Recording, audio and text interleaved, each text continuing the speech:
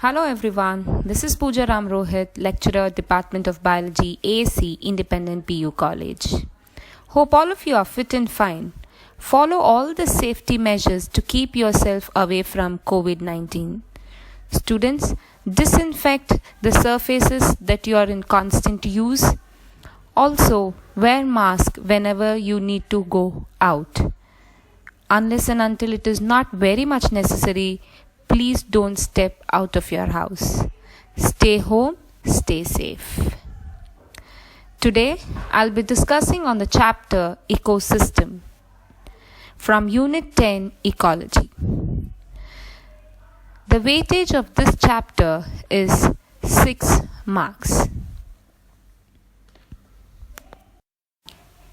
In this chapter, we will be learning the following topics accordingly. At first, I'll be giving a short description on ecosystem and its history. Further, we will learn the definition of ecosystem. We also learn different types of ecosystem, components of ecosystem.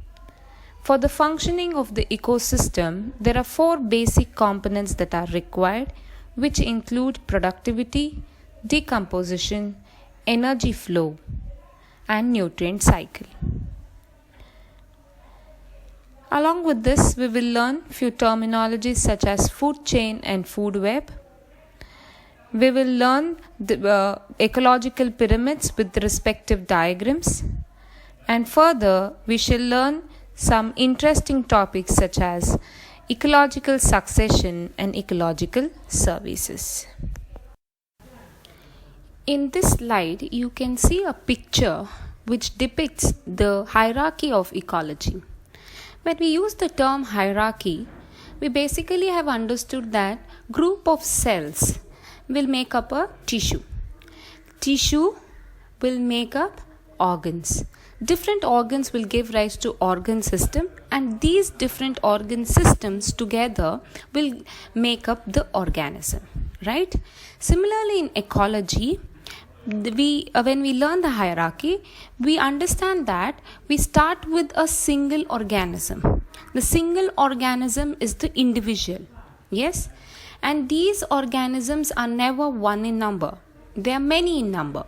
So group of similar organisms, same organisms, make up population, right? Now, you have a population of elk in the diagram. The individual that is shown in this picture is an elk. Group of elk makes up the elk population. Yes? In the forest, you don't expect only the elk population to be present.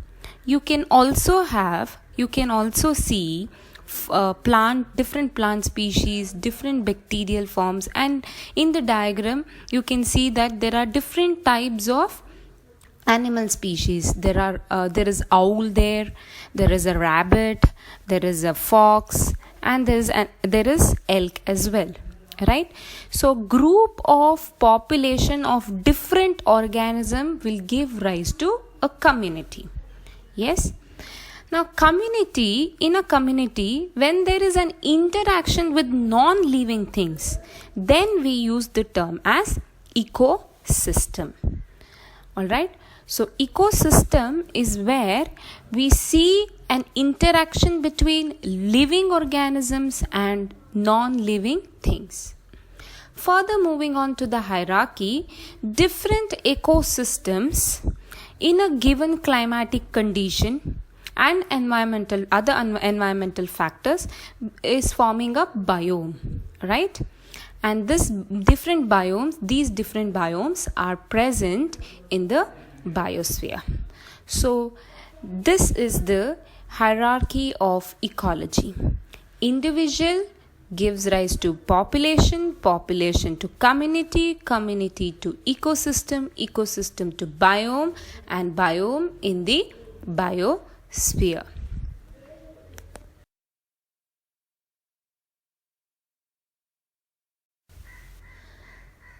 The term ecosystem was first coined by Arthur Tansley in the year 1935. Arthur Tansley was a famous British ecologist and he used the term as ecosystem. Why he used the term as ecosystem, we will learn shortly.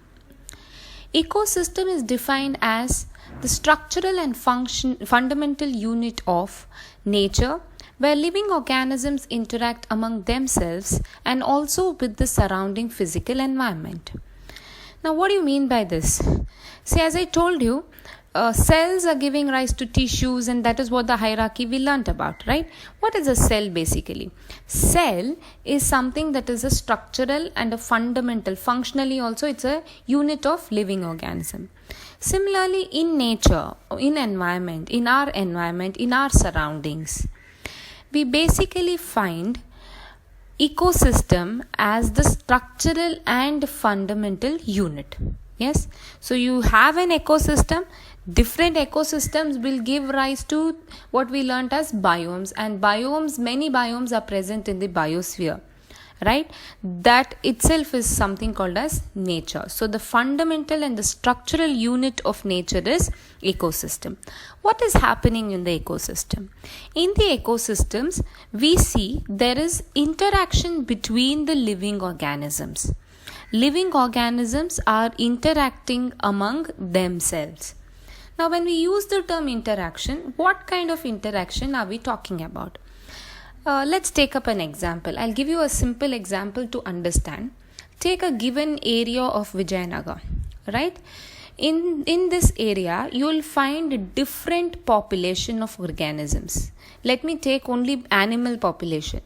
You'll find human population, you'll find rat population, you'll find dog population, you'll find cat population. Yes, you will find insect population and many more, bacteria and other things, right? Now, insects are eaten up by rats. Rats are eaten up by cats. Cats are eaten up by dogs, right? So you are seeing that in every population among the organisms only there is some kind of interaction, right? So in an ecosystem, we see constant interaction between living organisms. It's not only among themselves, they're also showing interaction with the physical environment, that is, with the environment in which they are living, right? So, insects are feeding on some small tiny particles or anything of that sort. Then you have the rats which are feeding on these insects, also on the plants and other things. Plants are utilizing sunlight to prepare food. Yes, so all these are interconnected. So in a given environmental condition, we all are surviving. So we are in constant interaction with the non-living components of nature, which is nothing but our physical environment. Hence, ecosystem can be defined as the structural and fundamental unit of nature where living organisms interact among themselves and also with the surrounding physical environment. In simple words, we can also say that there is an interaction between living beings and non-living things, and this interaction is seen in ecosystem. Okay, so we just learned the definition of ecosystem. Let's recall what is ecosystem again, and then we shall move ahead with the size of an ecosystem. So ecosystem is basically a structural and fundamental unit of nature where living organisms are interacting among themselves, and also the interaction is seen with the living environment, that is the physical surrounding or the environment, right? We can also define ecosystem as a community of living organisms. Different living organisms, they remain in a community and they are in conjunction with the non-living component, that is the other factors. It could be the climate, it could be the soil, it could be the light, anything that is non-living of that particular environment. The living organisms and the non-living components are basically interacting among themselves as a system. Hence, Arthur Tansley described it or coined the term ecosystem, because the interaction that is seen between living organisms and non-living things is considered to be it is acting as a system, hence the term ecosystem. I hope the definition is clear to you. I hope the term ecosystem, why it was coined, is also being understood. Alright, so now we will learn about the size of an ecosystem. Ecosystem varies greatly in size. Consider a small pond, it is an ecosystem. You consider a huge forest, it is an example for terrestrial ecosystem.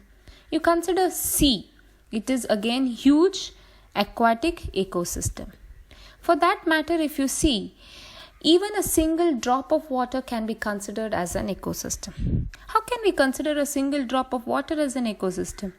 See, even in a single drop of rainwater, you will see different types of organisms, right from phytoplankton, zooplankton, and certain higher protists. You will find them, bacteria, other things you will find them. So all these are the living organisms that are present in a small single drop of water. When it comes to non-living component, water is a non-living component, and there are certain dissolved nutrients in water, right, which are the non-living components. We see a constant interaction between the zooplanktons, the phytoplanktons, the higher protists, the bacterial forms within a single drop of water, and they are interacting with the water and the dissolved nutrients present in the water. So it is interacting as a system, and the interaction is between the living organisms and the non-living things. So we can consider even a single drop of water as an ecosystem. Right? Like that, if you see, even a puddle that is formed, that is accumulation of rainwater in a pothole, can also be considered as an ecosystem. Right? So overall, if we have to say, the entire biosphere is considered as a global ecosystem. Biosphere has so many different animal and plant species which are in constant interaction with the environment. That is the physical surroundings. So, entire biosphere can be considered as a global ecosystem. Types of ecosystem. An ecosystem may be natural or artificial. Ecosystem that we find in the biosphere are all natural, which is created by nature. But ecosystem can also be prepared by man, and that is considered to be an artificial ecosystem. Natural ecosystem is categorized broadly into two types: terrestrial ecosystem and aquatic ecosystem. The term terrestrial ecosystem refers to land ecosystem, where we see forest ecosystem, grass ecosystem, desert ecosystem are different examples of the land ecosystem or the terrestrial ecosystem.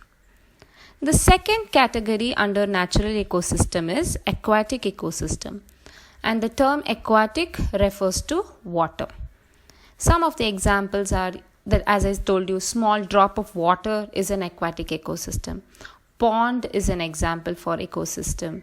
We have sea, oceans as ecosystem. Yes, we use the term as marine ecosystem. Pond is a freshwater ecosystem. A lake is a freshwater ecosystem. Right? So, ecosystem are of two main types: terrestrial and aquatic ecosystem. Yes, I'm talking with respect to natural ecosystem. We have terrestrial and aquatic ecosystem.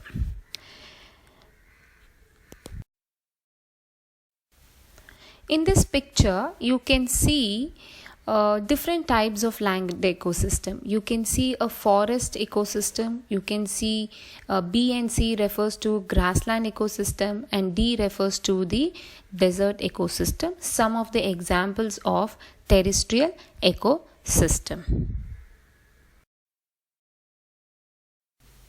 As we discussed, natural ecosystem is classified into terrestrial and aquatic ecosystem. Aquatic ecosystem is further being classified into two types, lentic ecosystem and lotic ecosystem. The term lentic is from the Latin word called lentus, and lentus mean slow or motionless. That is, it is referred to as stagnant waters such as lakes, ponds. All these are some of the examples for lentic ecosystem. Lentic means motionless, that is water that is not moving.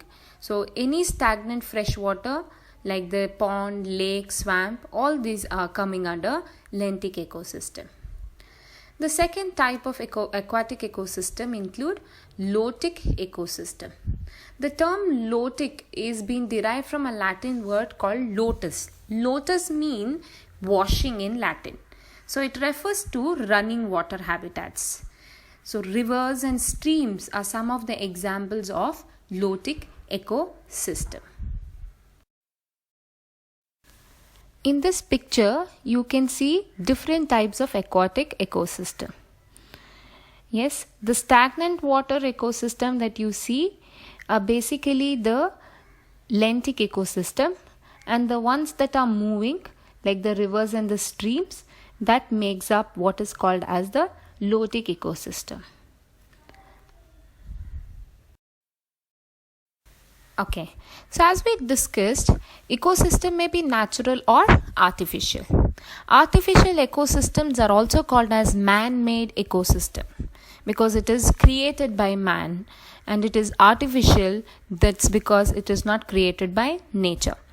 Some of the examples are crop fields, gardens, and of course aquarium is a very good example for artificial ecosystem.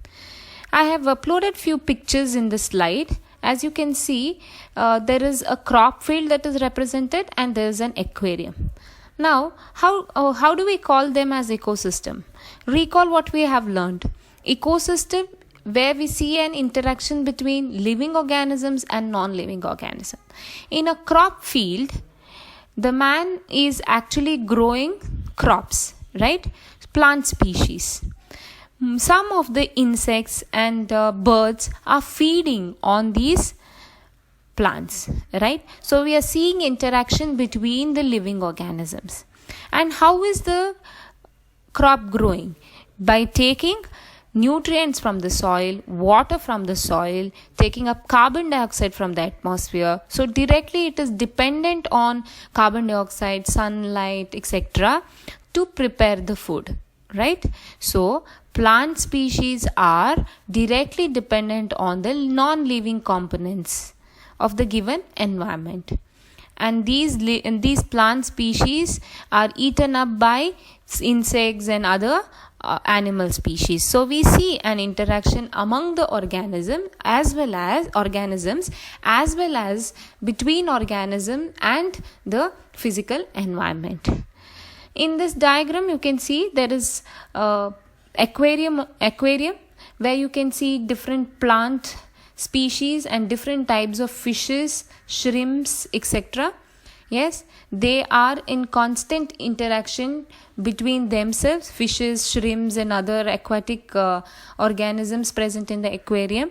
Along with that, even the plant species and soil are also helpful for the fishes, and there is water also. So it is an interaction between non-living component and living organisms. So in the aquarium, the living organisms are the different plants, aquatic plants that we see, and fishes, shrimps and other tiny aquatic organisms. Non-living components are the rocks, the soil and the water, and of course oxygen is provided through the filter. So this is another example for artificial ecosystem. Based on the size, we have different types of ecosystem. It includes mega ecosystem, macro ecosystem, micro ecosystem and nano ecosystem. The term mega refers to the size. Huge ones are basically considered as mega ecosystem. Examples, the marine ecosystem, the oceans and the sea are the mega ecosystem. Macro ecosystem, not very huge, but comparatively based on other ecosystem, they are quite big. So forest is one such example for macro ecosystem. Micro ecosystem, example, ponds, and nano ecosystem, a drop of water can be considered as a nano ecosystem. So based on size, we have 4 types of ecosystem: mega, macro, micro, and nano ecosystem. In this slide, you can see 2 different pictures. One refers to the marine ecosystem, which is an example for mega ecosystem, huge in size, right? We have already seen forest ecosystem. Pond ecosystem, you can imagine a pond. Of course, when explaining about the other components of the ecosystem, I will describe about the pond ecosystem with the diagram, okay? And the second picture is an example for a nano ecosystem, where I told you a small drop of water can be considered as what you call as the ecosystem. Now please understand, in this picture, if you can see so many those ribbon shaped, those spiral shaped structures. Yes, certain algal forms, then certain protists you can see. There are certain diatoms and phytoplanktons as well. So there are different types of species in a single drop of water interacting among themselves, and these organisms are in turn dependent on the non-living component like water and the dissolved nutrients. So this also can be considered as an ecosystem. Stratification. The term strata refers to layers. The process of formation of different strata or layers or levels is called as stratification. The vertical distribution of different species occupying different levels is called stratification. Now students, when we learn in ecosystem, we learn that ecosystem has different types of plant species, different types of animal species, insect species, bacterial species, which are interacting with the non-living components, right? So consider only one particular species. Let's consider, according to this picture, we have the plant species. Plant species are further being classified. If you consider with respect to the classification with respect to size, then we have ground layer ones, herbs, what we call them as, then we have shrubs, then we have trees. So based on the size, we have classified them in this way, right? Now each ground layer plant or the shrub or the tree, they are occupying different levels in the ecosystem, in the given habitat, right? So this is nothing but stratification. So in the picture, it clearly shows that we have ground layer plants, tiny, which are just above the ground. If they are medicinal, if they are of medicinal uses, then we use the term as herbs, right? Slightly bigger than them are the shrub layer. Then comes the understory layer. Further, we have canopy layer, and finally we have the emergent layer. So each species is occupying different level. So this is a stratification with respect to tropical forest. So when we see a distribution of different species occupying different levels, we use the term stratification. One of the very important terminology to be understood under ecosystem. 1 mark question, of course, what is or define stratification. So let's recall what we have learned so far. So what we understood was ecosystem is nothing but an interaction between living beings and non-living things.